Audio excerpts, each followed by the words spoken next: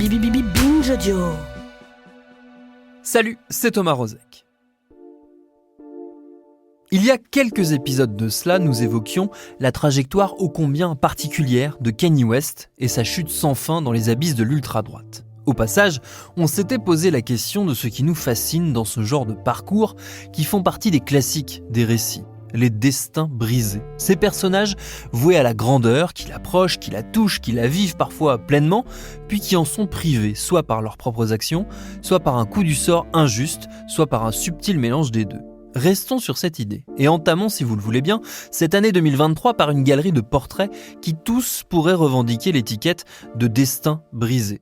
Ces portraits, ils sont signés par ma camarade Juliette Livartowski, c'est Elisa Grenet, Quentin Bresson et Paul Berthiaud qui les réalisent. Et juste avant d'en découvrir le premier, voici tout de suite un prologue pour nous mettre en condition. Bienvenue dans Programme B.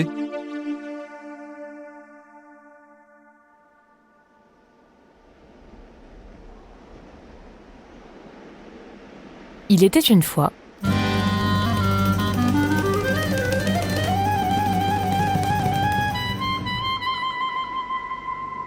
un homme très riche et très puissant, destin brisé, connu pour sa cruauté et ses multiples emportements. Fort avec les faibles, faible avec les forts. Prologue. Qui un beau jour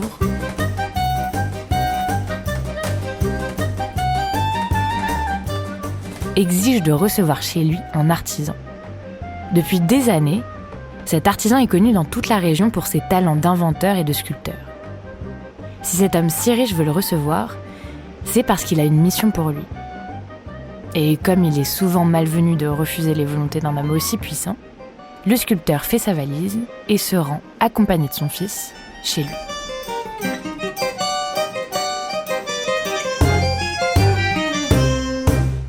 Sur place, le père et le fils sont ébahis par l'immensité et la beauté des lieux. Mais ils restent prudents.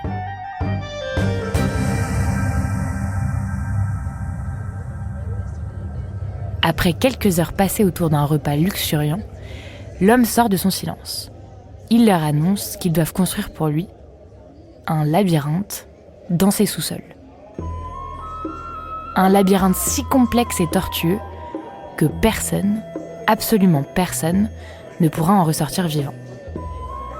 Le père pense d'abord à une blague. Un labyrinthe ? Une vaste plaisanterie. Mais se dit que l'homme se moque de lui. C'est pour une fête ? Mais non, l'homme est très sérieux et son regard menaçant ne fait que le confirmer. Le père et le fils se mettent au travail.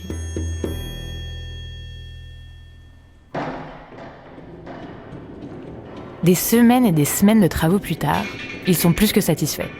Leur labyrinthe est enfin fini et il est grandiose, jusque dans les moindres détails. Il y a des fresques, des statues, des dorures, mais surtout tellement de portes sans issue et de pièges impossibles à éviter que c'est certain, personne ne pourra jamais en ressortir sain et sauf. Le propriétaire des lieux leur explique enfin la raison de cette construction. C'est pour enfermer un monstre épouvantable, à tête de taureau et à corps d'homme.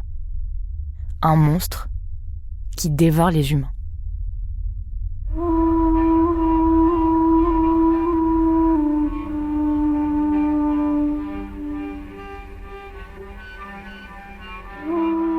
Bon, ok, le père et le fils ne posent pas plus de questions. De toute façon, il est temps de rentrer chez eux, après tout, leur mission est accomplie. Mais quelques jours plus tard, alors qu'ils sont sur le départ, l'homme riche appelle la sécurité pour emprisonner le père et le fils dans une des pièces du labyrinthe. « Vous m'avez trahi, vous avez laissé quelqu'un s'échapper d'ici. » Le père, qui a conçu les plans et qui connaît ce lieu comme sa poche, le sait. Le seul moyen pour s'en sortir est de s'enfuir par les airs. Dans cette pièce, ils ne sont pas particulièrement maltraités. Je veux dire, ils mangent à leur faim, mais ils s'ennuient à en mourir et ne rêvent que d'une chose, la liberté.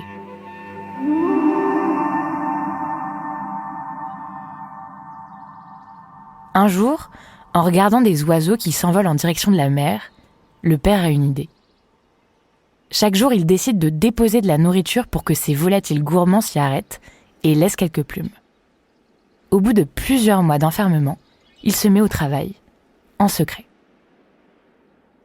Un matin, tôt, très tôt, alors que le soleil n'est même pas encore levé, le père réveille son fils en hâte. « Tout est prêt, réveille-toi.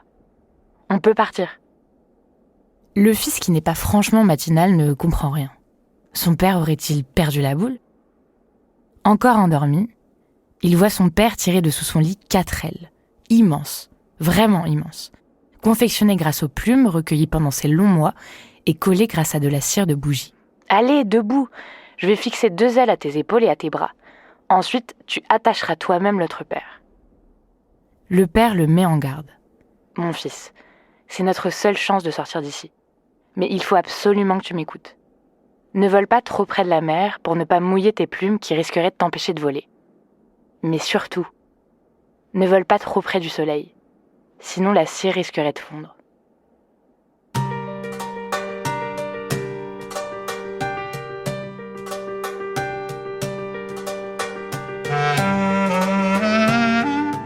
Le fils s'élance dans le vide, d'abord effrayé. Mais au bout de quelques secondes d'incertitude, les ailes se mettent en marche et le maintiennent en l'air. Il vole, et à mesure qu'il s'éloigne, sans doute enivré par l'ascension et par cette sensation merveilleuse de liberté, il oublie les conseils de son père et se rapproche dangereusement du soleil. Et ce qui devait arriver, arriva.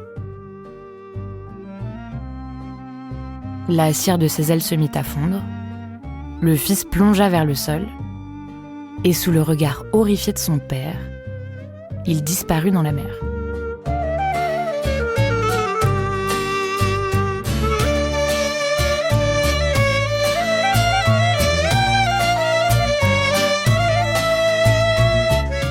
Si cette histoire vous dit quelque chose, c'est bien normal puisqu'il s'agit du mythe d'Icare qui raconte le récit terrible d'un destin brisé. Et Destin brisé, c'est le thème de notre prochaine série en 4 épisodes, diffusée dans Programme B. Alors, bonne écoute!